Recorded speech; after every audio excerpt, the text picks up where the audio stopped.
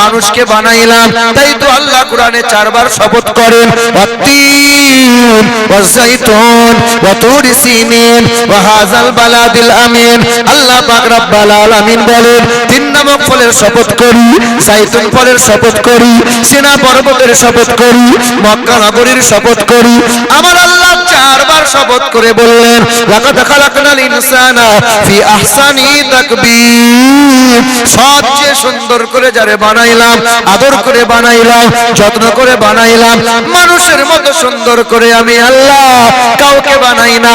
তবে হ্যাঁ, কোটি কোটি মানুষের ভিড়ের মধ্যে আল্লাহ পাকের সবচেয়ে আলা বানিয়ে দিলেন, আজিম বানিয়ে দিলেন, সবচেয়ে সুন্দর যারে বানাইলেন, সিরাতের দিক দিয়ে সুন্দর বানাইলেন, সুরাতের দিক দিয়ে সুন্দর বানাইলেন। আল্লাহ পাক কোরআনে জানিয়ে দিলেন, ওয়া ইন্নাকা লাআলা খুলুকিন আযীম। কোরআন শরীফের পারা নম্বর 29, সূরার নাম সূরা কালাম, আয়াত নম্বর 4, পৃষ্ঠা নম্বর 3, লাইন নম্বর 14। আল্লাহ পাক জগতের মানুষকে জানিয়ে দিল, ওয়া ইন্নাকা লাআলা খুলুকিন আযীম। সর্বদিক দিয়ে আলা ও আজিম বানাইলাম যারে, তিনি হলো নবী মুহাম্মদুর রাসূলুল্লাহ। এই মানুষের কোটি কোটি মানুষকে আল্লাহ সুন্দর তো বানাইলেন, এই সৌন্দর্যতার মধ্য থেকে একজনকে ছেঁকে তুলে নিলেন, মুহাম্মদ সাল্লাল্লাহু। হিন্দু ভাইদের বেদেও লেখা আছে নবীজির গুণগান। যারা পণ্ডিত বামুন হয়, ধর্ম নিয়ে তারা লাফালাফি করে না, কিন্তু চুনুপুটি গুলো বড্ড লাফায়। হ্যাঁ গো, দেখবেন পুঁটি মাছ খুব লাফায়, কাতলা মাছ অত লাফায় না, পুঁটি মাছ যা লাফায়। কি বলছো? এ বাবাজিরা ভাইরা আমার কথা ইশারায় বোঝার চেষ্টা করো। হিন্দুদের বেদে লেখা আছে, আম সন্তা সরতি শতপতি মারমেহে সুন্দরম মঙ্গলম নরসংসা অততসং ভবিষ্যতে মনংসবে সদা নিব বাসুদেবং গরঙ্গীতি পুণ্য গন্ধানিল স্পর্শম। ভগবত পুরাণ 12 নম্বর ছন্দ 2 নম্বর অধ্যায় 21 নম্বর মন্ত্রে নবীজির গুণগান করে বলা হয়েছে, পৃথিবীর জমিনে একজন গুরু আসবেন, তিনি একটা ধর্মের গুরু হবেন না, তিনি হবেন জগৎ গুরু, যার চেহারা দিয়ে সুগন্ধ বার হবে। আমরা ঘামি, নবীও ঘামতেন। বলেন তো বাবা, নবীজির ঘাম দিয়ে সুগন্ধ বার হতো কি হতো না? আম্মা আয়েশা নবীর ঘাম মোবারকটা নিতেন, শিশির মধ্যে ভরে ভরে রাখতেন। কারো বিয়ে হতো, বরের গায়ে কনের গায়ে ছিটিয়ে দিতেন, গোটা মাজমাটা খুশবুতে খুশবুদার হয়ে যেত। হ্যাঁ, আমার তো টাইম ছিল 7:30 8টা, কিন্তু যাই হোক, আমাকে বললো আপনি খুব দূর থেকে এসেছেন, ক্লান্ত মানুষ, আপনি বসেন। কমিটির ছেলেরাও বললো যেটা ভালো হয় তাই করেন। ছোট মানুষ, আমাদের উচিত যারা উস্তাদুল উলামা, বড় বড় বুজুর্গ, বড় বড় আলিম যারা, তাদেরকে আগিয়ে দেওয়া। উস্তাদরা যা বলবে তাই তো মানতে হবে। অপেক্ষা করেছিলাম, হাফ হাফ করছিলাম, বুঝলেন? ঘুম লাগছিল, ঘুমাতেও পাচ্ছি না, ঘুমিয়ে গেলে আর তার ক্ষমতা নাই। আমি সেই ত্রিপুরায় ছিলাম, ত্রিপুরায় ছিলাম, মানে এমন একটা জায়গায় ছিলাম, ওখান থেকে 5 ঘন্টা ট্রেনে, ওখান থেকে এয়ারপোর্ট, এয়ারপোর্ট থেকে আবার কলকাতা, তারপরে আমার বাড়ি থেকে গাড়ি এলো, গাড়ি থেকে উঠে আবার এখানে এলাম। এত তড়িঘড়ি, আপনাকে আগে উঠতে হবে, ড্রাইভার পিসাব পরে ফিরবি চ, এখন সে তড়িঘড়ি এলাম, দিয়ে এসে বলছে হুজুর আপনি এখন থামেন। তো যাই হোক, খুব পরিচিতি মানুষ মাওলানা জালাল আবেদিন সাহেব, ওনার সঙ্গে বেশ কয়েকটা মাহফিল ছিল। কলকাতা মিডিয়া বুরুজে জালসা, রাত 10টার সময়, 10টা 12টা আমার, 12টা 2টা ওনার। তো আস্তে আস্তে আস্তে আস্তে ওনার 1.5 ঘন্টা লেট, 1.5 ঘন্টা লেটের কারণে 3.5 ঘন্টা টানতে হয়েছে। তো যাই হোক, আলহামদুলিল্লাহ, তো আমাদের অল্প বয়স, তবু আমরা ম্যানেজ করি। আল্লাহ পাকের অশেষ কৃপায় আল্লাহ ওনাদের সুস্থ রাখুন, আল্লাহ ভালো রাখুন। তবে এই ভাঙা মাজমাতে ভাঙা কথা হবে বাপ, যেমন শ্রোতা হবে তেমন বক্তব্য হবে, বেশি লম্বা চওড়া হবে না। কষ্ট করে বসে আছেন, একটু অতি অল্প সময়ের ভিতরে কোটি টাকার মূল্যবান কথা আমি দিয়ে ইনশাআল্লাহ বিদায় নেব। শুনে রেখে দেন, মুসলমান বাবারা, ভাইরা আমার, ও সোনার টুকরো বন্ধুরা, আমার মা বোনেরা, তাহলে হিন্দুদের বেদে লেখা আছে যার চেহারা দিয়ে সুগন্ধ বার হবে, ওই সুগন্ধের সৌরভে দেশের মানুষের মন পবিত্র হবে। তিনি হবেন জগৎগুরু, তিনি হবেন বিশ্বের মহান নেতা, যিনি জীবনে কখনো কোনোদিন একটাও মিথ্যা কথা বলবে না। নবী মুহাম্মদ সাল্লাল্লাহু আলাইহি ওয়াসাল্লাম জীবনে একটাও মিথ্যা কথা, তিনি বিশ্বের মহান নেতা। তোমার আমার গ্রামে যে নেতাগুলো, এদের কথা বাদ দিলাম, বললে পরে রাগ হবে, আবার 100-র মধ্যে 99টা মিছে কথা বলে, ওই একটাই যে সত্য বলে এর মধ্যে আবার সন্দেহ আছে। কি বলছেন বলেন? এখানকার নেতারা ভালো, আমাদের ওই দিককার কথা বলছি। এ বাবাজির আমার, তা আমার আপনার মহান নেতা নবী মুহাম্মদ সাল্লাল্লাহু আলাইহি ওয়াসাল্লাম, যিনি জীবনে কখনো কোনোদিন একটাও মিথ্যা কথা বলেন নাই। বেদে লেখা আছে, আম সন্তা সরতি শতপতি মারমেঘে সুন্দরম মঙ্গলম নরসংসা। তিনি হবেন সত্যপ্রিয় সত্যবাদী, যিনি জীবনে কখনো কোনোদিন মিথ্যা কথা বলবেন না। তার বাবার নাম হবে বিষ্ণু যশা, তার বাংলা করলে হবে আল্লাহর দাস, আরবি করলে হবে আব্দুল্লাহ। তার মায়ের নাম হবে সুমতি, বাংলা করলে হবে সত্যপ্রিয় সুন্দরমন, আরবি করলে হবে আমিনা। বেদের পাতায় তার নাম এসেছে, হতে পারে তো কার্তিকের কথা, হতে পারে তো গণেশের কথা, কিন্তু পরিষ্কার কথা নবীর কথা বলা হয়েছে। ইন্দ্রজনা উপস্ত্রত নাম নরসংসা, ভবিষ্যতে তার নামটা হবে নরসংসা, বাংলায় করলে হবে প্রশংসিত, আরবিতে হবে মুহাম্মাদুর রাসূলুল্লাহ। বাবার নাম হবে আব্দুল্লাহ, মায়ের নাম হবে আমিনা, দাদার নাম হবে আব্দুল মুত্তালিব, দাদির নাম হবে নাতিজা বিনতে খাপ্পাব ব্রাকেটে ফাতেমা, নানার নাম হবে আব্দুল ওহাব জোহরি, নানির নাম হবে বারিরা, দুধ বাবার নাম হবে হারিস, দুধ মায়ের নাম হবে হালিমা, দুধ মায়ের নাম হবে আব্দুল্লাহ, তার পিতার নাম হবে আব্দুল্লাহ। তিনি হবেন মক্কার মতি, মদিনার জ্যোতি, জানাবে মুহাম্মদুর রাসূলুল্লাহ। এ মুসলমান বাবারা, ভাইরা আমার, দয়ার নবীর মতো এত সুন্দর মহামানব পৃথিবীতে আর হবে না। এই পৃথিবীর জমিন থেকে সর্বপ্রথমে যিনি চাঁদে পা রেখেছিলেন, জানা আছে ওই ব্যক্তিটার নাম? জানা আছে কি নাম? 1969 সাল ছিল, জুলাই মাসের 20 তারিখে রাত্রি 11টার সময় চাঁদে পা রাখলেন। আমেরিকা দেশের বিখ্যাত বৈজ্ঞানিক ছিল, তার নাম ছিল নীল আর্মস্ট্রং। চাঁদে গিয়েছিলেন, চাঁদ থেকে ফিরে এলেন, বিশ্বের মানুষকে 3টে তথ্য দিলেন। 1, চাঁদে কোনো উর্বরতা নাই। 2, চাঁদে বিন্দু মাত্র কোনো অক্সিজেন নাই। 3 নম্বর হলো চাঁদে কালো দাগ, কালো রেখা দেখতে পাওয়া যায়। চাঁদে দাগ আছে। কেউ কেউ বলে আমার ছেলেটা চাঁদের মতো দেখতে, খেপা, চাঁদে দাগ আছে। চাঁদে পৃথিবীর সাংবাদিকরা প্রশ্ন করেছিল, স্যার চাঁদে দাগ কেমনে পাওয়া গেল, চাঁদে দাগটা কেমনে হলো?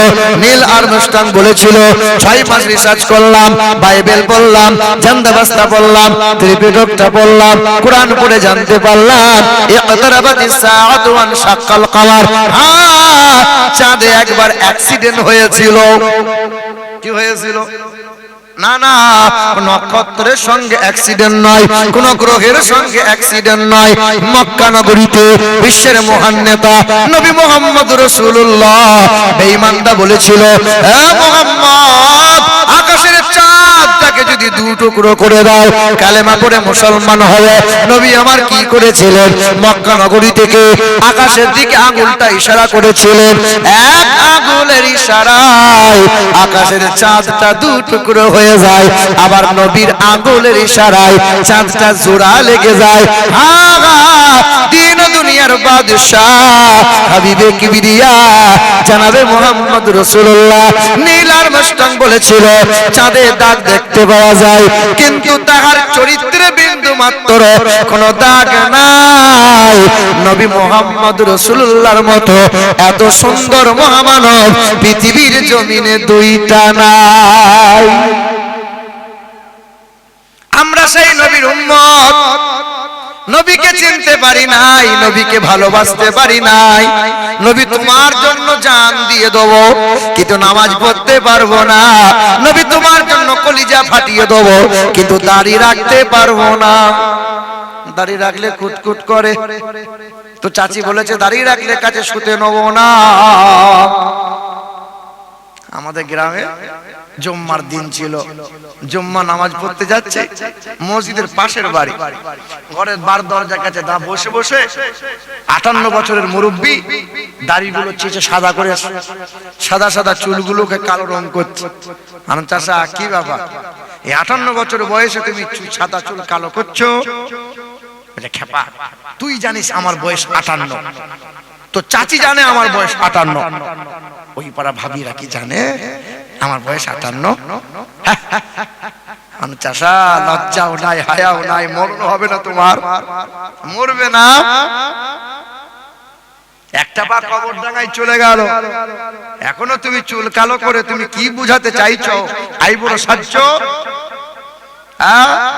আমার গাঁয়ের বদর আলী সুদের টাকায় ধনী, আমার গাঁয়ের বদর আলী সুদের টাকায় ধনী, আর সাদা চুলে কালি লাগাই শয়তানের এক্ষুনি। নামাজ রোজার ধার ধারে না মাথায় রাখে টুপি, নামাজ রোজার ধার ধারে না মাথায় রাখে টুপি। মানুষ হয় যে কত রকম, কত ভেলকি রূপী। জুম্মা বারের মুসল্লি সে সামনে গিয়ে বসে, দেখবেন যারা সারা মাস রোজা রাখলো না, ঈদের দিনে মৌলভী সাহেবের সামনে গিয়ে বসে যায়, মনে হচ্ছে রোজা ওই রেখেছে।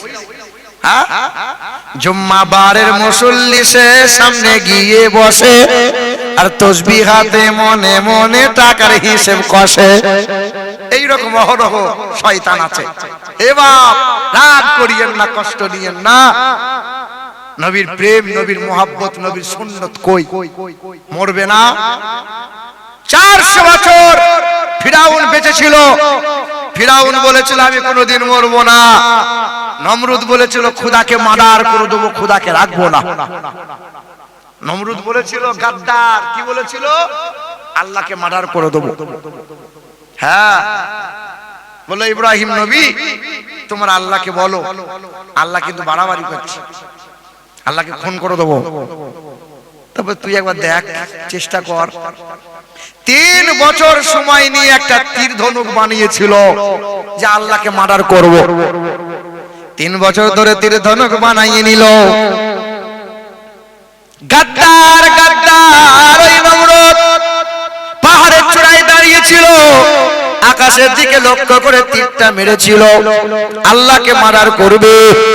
আকাশের উড়ন্ত পাখির গায়ে লেগেছিল, রক্তমাখা তীরটা জমিনে ফিরে এলো। ওই দিন তীর নিয়ে বলেছিল, নমরুদ বলেছিল দেখ দেখ, এই তো তীরে রক্ত লেগে আছে, মানে আল্লাহ খুন হয়ে গেছে, আল্লাহ মার্ডার হয়ে গেছে, আল্লাহর ঝামেলার নাই। আল্লাহর ফেরেশতারা বলেছিল আল্লাহ বড় বাড়াবাড়ি করছে, গাদ্দার।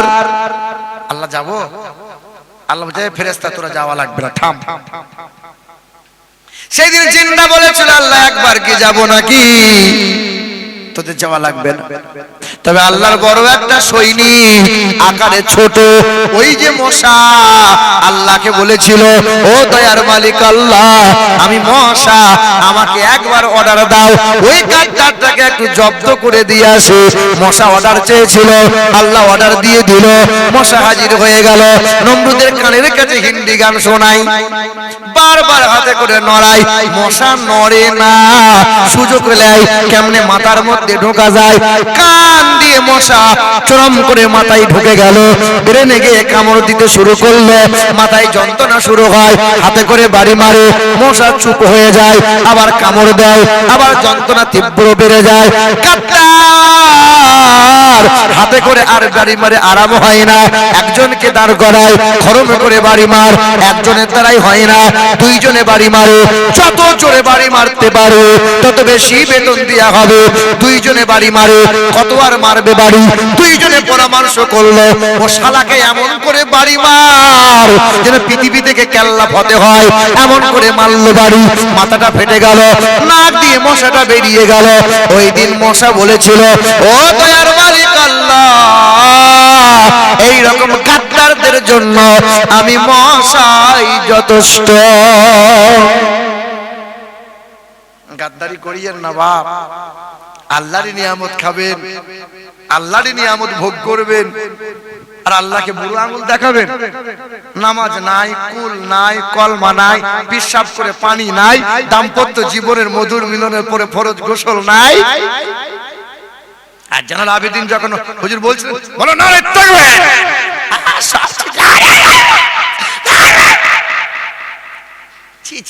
লজ্জা শরম থাকা দরকার।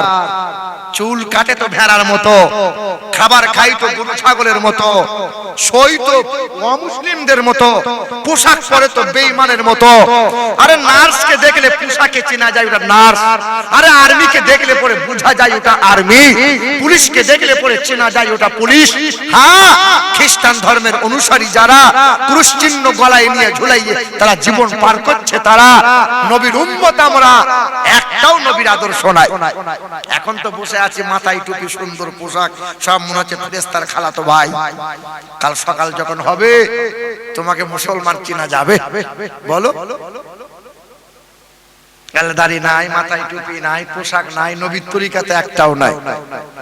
হ্যাঁ, বাপ যে ছেলেগুলোকে মানুষ করছে যে হারে, এই ছেলেগুলো যে ভবিষ্যতে ছেলেরা বাপকে বাপ বলে ডাকবে এই আশা আর করিও না। তবে এখানকার বাপগুলো এই যে 18 বছর 20 বছর ধরে ছেলের মানুষ করলে, দিয়ে বিয়ের কাছে মোটা টাকা একটা টাকা চুষে নিয়ে দিয়ে ছেলেটাকে বিয়ের কাছে বিক্রি করে দিলে, এদিকে লোক এরে গুরু মানে ছেলেগুলো বিক্রি করে, টাকা পয়সা লাই, ফোন টোন নেই, নেই না? কথা বলে না কেন? ছেলের বিয়েতে টাকা পয়সা নেয় তো বলো কেন নেই? কে নেয় না? নেই না? নেই, নেই, নেই। আলহামদুলিল্লাহ, পণ নেয় না, দাবি করে সোনা নেয় না, গাড়ি নেয় না, 300 বরযাত্রী গিয়ে মেয়ের বাপের কাছে গলা পর্যন্ত খায় না। আলহামদুলিল্লাহ। তবে যারা এইরকম মনে মনে ভাবছো বাবা যে টাকা পয়সা তো লিচ্ছে না, 400 বরযাত্রী উপর হয়ে খেয়ে আসবো, ছেলেকে জিজ্ঞাসা করতে, হ্যাঁ রে অ্যাপাচি গাড়ি কোথায় পেলি? বলে আমার শ্বশুরটা খুশি করে দিয়েছে আমাকে। তো শ্বশুর তো জীবনে 10 টাকা দান করে না বাবু, তো অ্যাপাচি গাড়ি আমার শ্বশুর দিয়েছে খুশি করে। আদেশ করিল আল্লাহ পবিত্র কোরআনে, বিবাহ করিও যত আদম সন্তানে। কোরআনে আদেশ আল্লাহ যদি না করিত, আরে মানুষের বংশ সব ধ্বংস হয়ে যেত।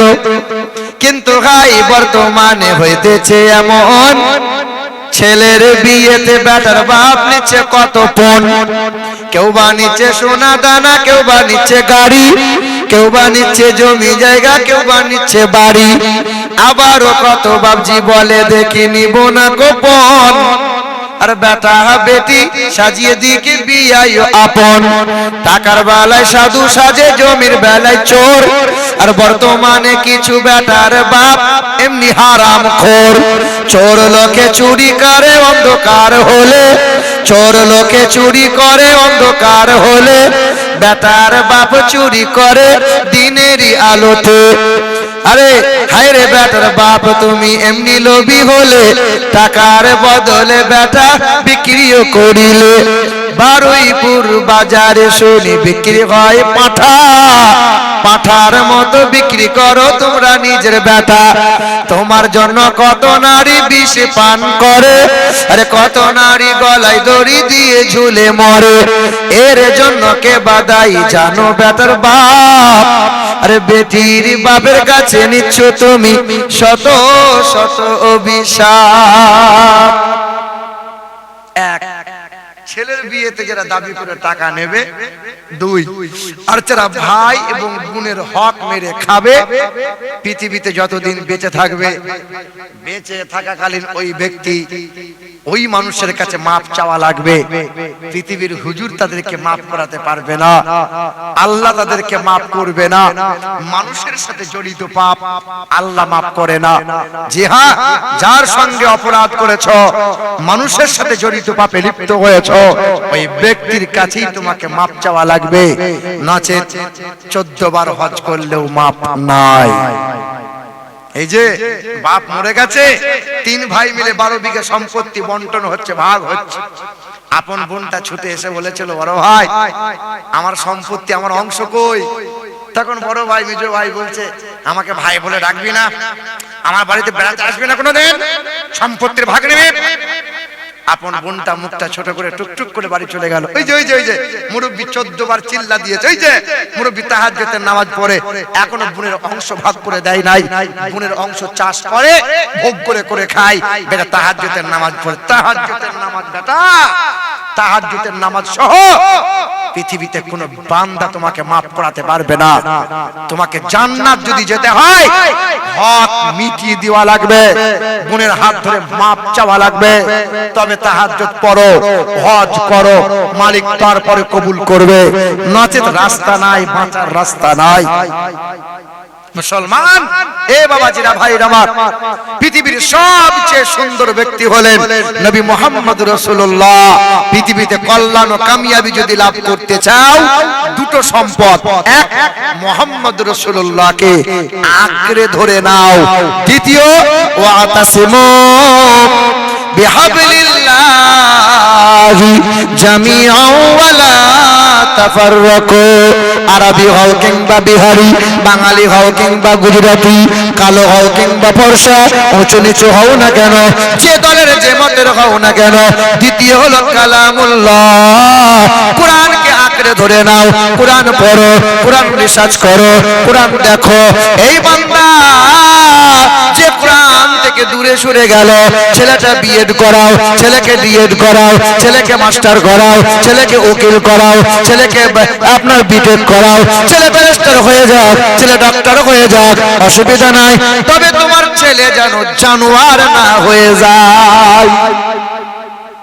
তোমার গ্রামে গরিব ঘরের ছেলে, ছেলেটা 5 ওয়াক্ত নামাজ পড়ে, কোরআন পড়ে, আর মায়ের কথা মতো চলে, প্রতিদিন মায়ের পা টিপে দেয়, এই ছেলেটা গরিব ঘরের ছেলে, তেমন লেখাপড়া জানে না। আর তোমার গ্রামের শিক্ষিত ছেলে, BCom, MCom, BA, DA, BTech করা ছেলে, মাকে দিনরাত গালমন্দ করে, আর বিবিকে নিয়ে কলকাতা টাউনে রাত কাটায়, অথচ মায়ের খোঁজ নেয় না। শিক্ষিত ছেলে, আরে ওই রকম শিক্ষিত, শিক্ষার উপরে থুতু ফেলি, চারানা দাম নাই। যে শিক্ষা বাপ মাকে খেতে দিতে পারে না, ও আবার কিসের শিক্ষা? আরে যে শিক্ষা বড়কে শ্রদ্ধা করতে পারে না, ছোটদের ভালোবাসতে পারে না, উলামাদের ইজ্জত করতে পারে না, আরে ওই রকম শিক্ষার উপরে থুতু ফেলি, থুতু। শিক্ষা দেখাচ্ছ, তুমি বিএড ডিএড করতে পারো, একটাই কারণ, তার বুকে কোরআন নাই। আপনার এলাকার কত হুজুর, হাফেজ সাহেব, মৌলভী সাহেব আছে? একটা হাফেজ সাহেব, মৌলভী সাহেবের নাম বলেন তো, যে ওই ব্যক্তিটা মা বাপকে খেতে দেয় নাই। একটা হাফেজ সাহেব, মৌলভী সাহেবের নাম বলেন, যে ব্যক্তিটা সুদের কারবার করে, লটারি কাটে, জুয়া খেলে, বলেন বলেন বলেন। একটা আলেম হাফেজ মৌলভীর নাম বলতে পারবেন না, কারণ তার বুকে আছে কোরআন, তার অন্তরে আছে নবী মুহাম্মদ রাসূলুল্লাহ, প্রেম ভালোবাসা সুন্নাত দিয়ে ভরা। দেখবেন